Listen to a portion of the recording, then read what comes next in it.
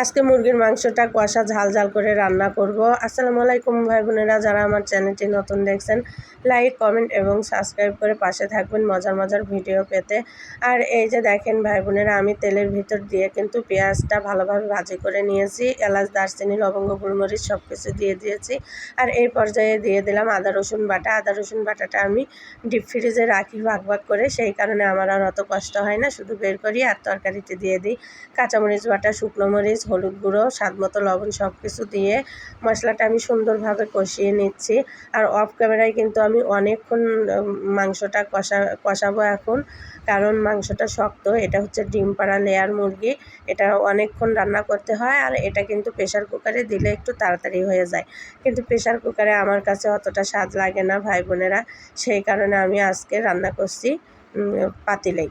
আর এই যে দেখেন কষানো শেষের দিকে, এটা আমার শাশুড়ি মায়ের টিপস। যেরকম আমি একটু গরম মশলা আর হচ্ছে তেল দিয়ে দিলাম, দিয়ে আবার একটু কষিয়ে নিচ্ছি।